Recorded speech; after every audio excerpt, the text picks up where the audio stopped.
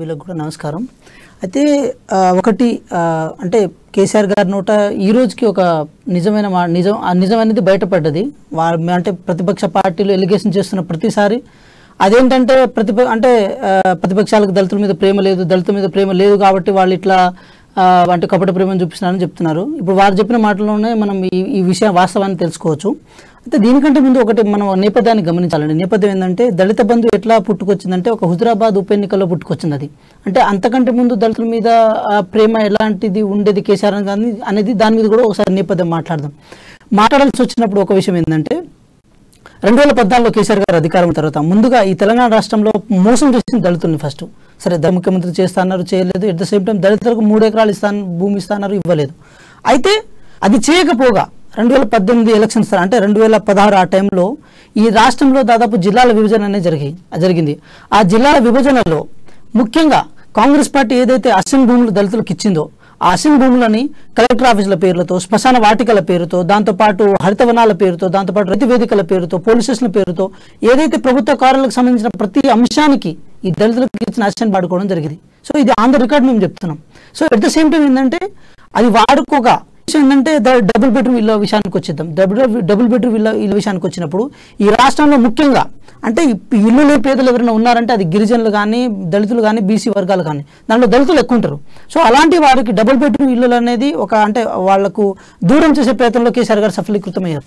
So ఇదే విషయాన్ని ఒక ప్రతిపక్ష పార్టీగా కాంగ్రెస్ పార్టీ పదే చెప్పుకున్న ప్రతిసారి దాన్ని డైవర్ట్ చేసే పొజిషన్ తీసుకొచ్చారు. అది ఎట్లా అంటే మీరు ఒకటి గమనించండి అన్న, అంటే ప్రతిపక్ష పార్టీకి సంబంధించిన బట్టి విక్రమార్క గారు ఒక దళితులకు సంబంధించిన ఒక ఎమ్మెల్యే. సో ఆయన ప్రతిపక్ష నాయకుడు.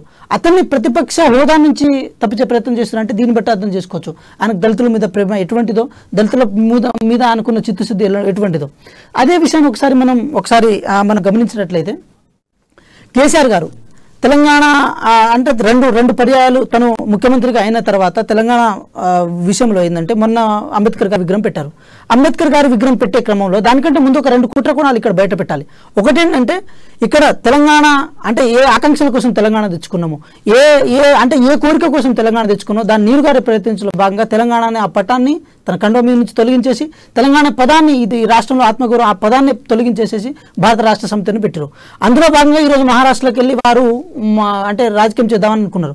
మహారాష్ట్రలో ముఖ్యంగా అంబేద్కర్ వాదులు ఎక్కువ ఉంటారు, అంబేద్కర్ సంబంధించిన అంబేద్కరిస్టులు ఎక్కువ ఉంటారు. సో వాళ్ళని రీచ్ అవ్వడం కోసం, వాళ్ళని దగ్గర అవ్వడం కోసం ఈరోజు అంబేద్కర్ గారికి విగ్రహం ఏదైతే 125 అడుగుల విగ్రహాన్ని ఈరోజు ఏర్పాటు చేశారు. అంటే అది కేవలం ఒక రాజకీయ కోణంలో భాగంగా చేసిందే తప్ప దళితుల మీద ప్రేమ కోసం ఇంకో దానికోసం కాదు.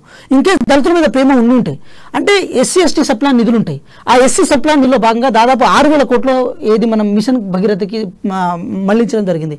ఎట్ ద సేమ్ టైం ఏంటంటే అంటే ఏదైతే ఇన్సెంటివ్స్ సప్లాన్ నిధులు కానీ లేకపోతే చిన్న ఇన్సెంటివ్స్ ఏదైతే వచ్చాయో వాటన్నిటినీ కేసీఆర్ గారు కట్టెలు చేయడం జరిగింది. అంటే కేవలం దళితుల ఆత్మగౌరవం అంటే అంబేద్కర్ గారి విగ్రహం పెడితేనే బాగుపడతాను అనుకుంటున్నారు. అంటే ఇది కాదు కదా. ఇప్పుడు కేసీఆర్ గారి కుట్ర కూడా ఎంత ఘోరమైందంటే ఏదైతే ప్రాణహిత చేవల ఎత్తిపోతల పథకం ఏదో దానికంటే ముందు అది అంబేద్కర్ గారి పేరు మీద ఉంది. ఎందుకు అంబేద్కర్ గారి పేరు అక్కడ పెట్టలేకపోయారు వారు? సో ఇదంతా ప్రశ్నించాల్సి వచ్చినప్పుడు 100% కేసీఆర్ గారు దళితుల మీద చిత్తశుద్ధిలో కాకుండా ఎట్ ద సేమ్ టైం లేదన్నా నేను ఒక మాటతో కంక్లూడ్ చేస్తా, దళితుల మీద ప్రేమ అనేది హుజురాబాద్ ఎలక్షన్స్ లో పుట్టుకొచ్చింది. ఇది కేసీఆర్ గారికి ఇంటర్నల్ గా వచ్చింది అయితే కాదు.